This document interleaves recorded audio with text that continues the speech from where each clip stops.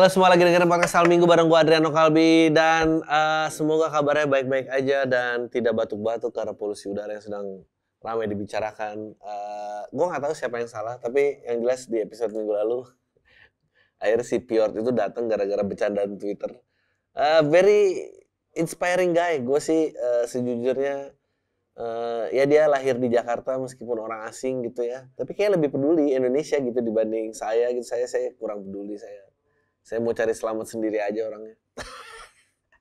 Tapi gue pernah sih dibaca kartu tarot, katanya gue itu di mana aja survive. Ya mungkin karena tidak peduli aja sama orang-orang. Yang penting diri sendiri. Gue sering kalau dulu, ini joke lama sih, joke. Gue tuh karakter, lo tau gak sih kalau film-film kungfu Cina gitu ya, yang lagi dijajah Jepang, terus lalu pas orang Jepang menindas orang-orang Cina tuh ada translator yang ngocol tuh. Terus giliran rakyat Cina mau berontak lawan Jepang, dia ikutan sama rakyat Cina. Yang penting dia selamat sampai akhir, itu sih tujuan saya jadi translator itu aja. Yang penting terserah yang lain gimana, yang penting saya selamat. Bener juga kalau mati buat apa. Jadi gue nggak tahu ya kenapa gue terakhir seperti ini. Tapi kayaknya gue tuh selalu kecewa banyak sama temen-temen tuh, gue sering dikecewa, makanya gue trauma. Sekarang kan kerjaannya menyalah-nyalahkan sesuatu ya, tidak berani ada ownership. Gue paling akhir ini sering diangkat adalah tentang ADHD gitu, atau ADD, atau ada lagi yang ADD yang nggak ada hiperaktifnya. Meskipun setelah gue membaca dan melihat konten TikTok tentunya, kita kan semua cuma tambah pintar karena TikTok ya. Memang banyak kemiripan di mana gue tuh kayak gitu juga, karena gue nggak bisa fokus sama satu hal terlalu lama, terus kayak kebanyakan itu juga ternyata gue nggak bisa tuh maintain. Gue sering banget conversation ngomong A terus pindah ke D, terus pindah ke Z, terus balik lagi, udah ngawur-ngawur. Gue banyak problem kayak gitu. Mengerjakan tes beruntun itu sulit buat gue. Tapi dulu di zaman gue itu cuma namanya males. Namanya males. Gue nggak ngerti ya orang-orang yang ADD dan ADHD ini, ya itu condition, tapi gue nggak ngerti kenapa harus diterima mati sih. Maksudnya gue percaya ya otak tuh juga otot ya gitu. Jadi fokus tuh ya memang harus dilatih. Kalau nggak pernah dilatih dan tiap hari asupannya hanya lihat TikTok dan main game, ya of course pasti lo ADD, of course lo pasti ADHD gitu ya. Lo tau lah gitu. Ya olahraga kayak apa, kayak belajar untuk menyelesaikan sebuah tas secara berurutan, meskipun itu sulit. Ada lagi apa ya, gaslighting gitu kan. Gaslighting itu kan sebetulnya orang-orang yang nggak mau own up aja. Ini tuh intinya nggak mau own up. Jadi lu males, lu nggak mau own up, lu nyalain kondisi lu yang atensinya pendek. Lu salah, lu nggak mau own up, lu balik-balikin, lu jadi gaslighting. Kalau udah lebih parah lagi lu NPD, narcissistic personality disorder. Meskipun banyak orang-orang yang jadi narsisistik, dan gue nggak ngerti kenapa itu disebut disorder. Berarti apakah dia sengaja begitu, apa memang kondisinya dia harus begitu? Nggak paham juga gue.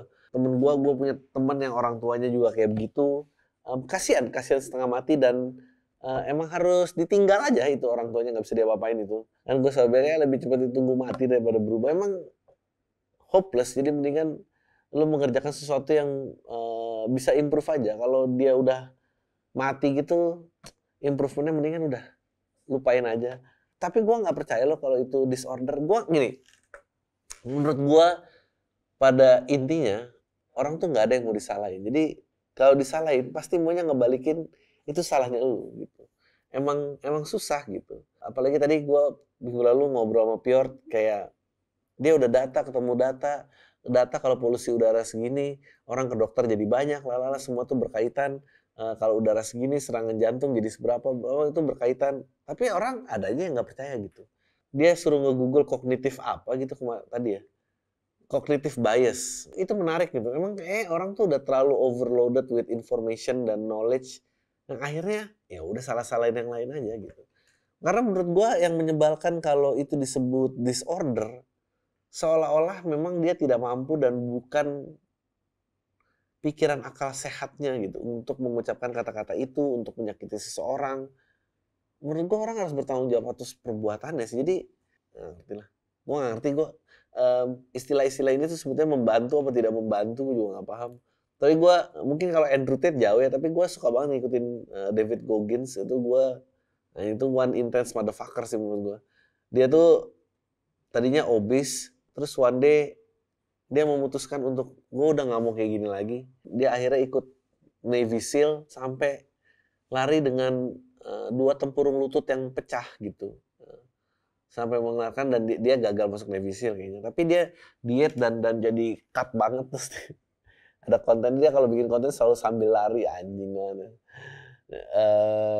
Ditanya ada question dari IG gitu, how do you face a bad day? Dia bilang, how do I face it? I know bad day will come karena kalau gue bikin konten kayak gini terus banyak yang email gue bilang lu tuh cannot take a break. Emang break itu lu yang buat tahu, hidup tuh nggak pernah ngasih lu break. Emang hidup pernah berhenti untuk menguji lu? Yang ngambil break itu lu, itu yang menunda jawaban yang mestinya lu bisa tangani gitu, yang bisa lu pakai untuk mengatasi ujian yang diberikan anjing. Gue suka tuh mentality kayak gitu. Kayaknya sekarang punya mentality kayak gitu malah jadi toxic masculinity, which is weird gitu. Karena nggak tahu ya, mungkin memang cowok tuh mestinya nggak ngomongin perasaan lah, udah. Emang cuma anak kecil sama perempuan aja yang ditanya perasaannya. Lagi siapa yang mau denger nggak laku air matanya. Yang banyak ngomong tentang kegelisahan sih, sejauh yang gue kenal sih emang loser ya. nggak kayak ya sakit dikit ya tahan lah, emang ya udah itu suratannya mau apa lagi. Kasihan itu. Pasti ada aja kayak kasihan nih Bang Adri, pasti emang kecilnya kurang dipeluk orang tua makanya dia nggak punya empati. Ya bagus menurut gue orang tua gue nggak sering meluk gue sering itu. Kalau nggak lembek semuanya. Meskipun gue tahu kalau cara ini gue ulang ke anak gue juga kayaknya nggak tega. Tapi gue udah mulai kalau dia nangis gue tarik rambutnya bodo amat. Biar aja dia tambah nangis, gue bilang jangan nangis. Toksik. Iya ini tuh emang lo berharap apa sih seandainya keadaan hidup yang ideal itu terwujud bagi mental lu terus mau ngapain? Gak ngapa-ngapain juga. Yang ada juga enakan nyaman daripada harus struggling. Pada kenyataannya ya itu tadi David Goggins benar, bahwa struggle tuh gak akan pernah bisa berhenti. Nanti ntar ya pas mati ya mau gimana gitu. I don't know. Gue kayak sedih aja gitu. Gue dari dulu sejak umur 21 mulai masuk lingkungan kerja, gue tuh paling sebel kalau dianggap anak kecil. Paling sebel gue dianggap anak kecil. Tapi kayaknya sekarang orang pengen selama-lamanya jadi anak kecil gitu. Padahal anjing hidup kurang asik apa gitu. Kayaknya banyak mainan-mainannya yang bisa lu jalanin gitu, nggak harus ya nggak tahu lah gue. Mungkin now I become dulu tuh gue sebel banget kalau bapak gue ngomong gini, kamu tuh kayak ngerti hidup aja, hidup tuh panjang tau nggak, kamu ngertinya sekarang doang. Nah sekarang tuh gue kayak anak-anak generasi muda, hidup tuh panjang. Shit, gue become my dad.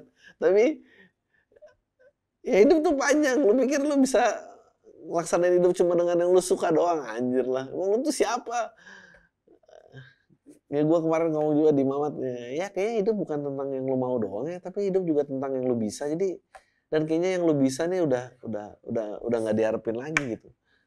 Karena kalau ditanya iya, tapi sekarang era kreativitas dengan banyaknya sosial media semua bisa jadi influencer lalala dan segala macam. Ya siapa sih yang hidupnya nggak pengen ada di spotlight? Semua juga pengen ada di spotlight. Ya, emang itu yang enak, itu yang nggak struggling. Gue paling nggak percaya kayak hidup jadi content creator tuh keras banget. Apanya yang keras? Tukang reparasi AC gue tuh satu AC 80.000 loh. Kalau satu IG post bisa dihargain 2 juta, dia berapa AC? Harus 3 AC men. Capek. Udah harus belajar ini itu, listrik dan segala macam. Ini apa ya? Modal personality. Anjing juga ada personality enggak, Ring? Itu joke siapa ya? Anjing juga ada personality. Ya emang bener, anjing juga punya personality.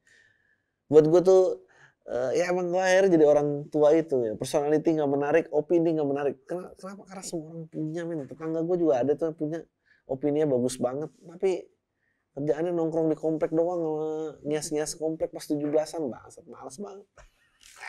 Gue gak mau gue jadi orang kayak gitu. Hidup tuh panjang ya. Gue udah mulai liat orang-orang susah aja.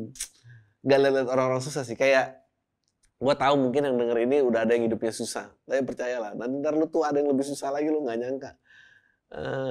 Semoga lu nggak terjadi di golongan-golongan yang gue sebutkan. Gue banyak banget SMA, kuliah, atau lingkungan kerja awal, kayaknya ngeliatnya gimana banget sekarang. Kayak gue lihat teman-teman gue yang anjing ngambil salah langkah dalam hidup, anjing jadi ojol. Gue tahu nih ntar jangan sampai tersinggung, ntar ada ojol. Saya udah ojol bang dari awal, jangan kayak gitu. Ya enggak, maksudnya bukan buat Anda. Tapi kalau tadi dia tinggal di Jaksel jadi ojol ya dia salah langkah dong. Nah ini lagi yang susah. Komedi, gue tuh kadang nggak ada niat bahkan. Nggak pernah niat untuk menyinggung sebuah kaum. Misalnya kayak tadi, tadi ada hidup gue, ini terus jadi ojol. Ya, kenapa sih lu bang ngomongin ojol? Kayak kesannya jadi ojol hina banget. Enggak. Gue nggak ngomongin lu juga jangan kegeeran. Gue lagi ngomongin konteks orang berubah status ekonominya dari apa jadi apa. Semua pekerjaan mah kalau dikerjakan dengan semangat ya baik-baik aja. Tapi gue nggak punya kebencian apa sama ojol nih ini lagi. Ini sekarang gue udah di titik naik ojol dikenalin, ntar ada yang dengerin ini jadi ada protes lagi ojol.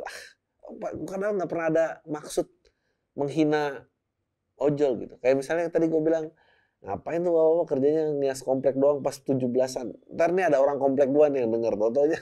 Jadi bapak apa maksudnya kalau nggak mau tinggal kompleks ini bilang aja. Nggak ada yang pernah mau bilang tinggal komplek di sini. Tapi semua orang tuh nyangka ini lagi ngomongin semua orang padahal nggak ada yang diomongin. Ironi itu kan apa ya? Ironi itu kan butuh konteks tapi bukan berarti itu gua tunjuk sebagai objek penderitaan. Meskipun gue juga tahu, nggak deh, gue ntar mau bilang, gue tuh takut mau ngatain bapak-bapak komplek yang terlalu aktif tuh. Nggak gini deh, sekarang gue tanya, Erick Thohir menurut lu aktif nggak di kompleknya? Nggak aktif, sibuk dia soalnya.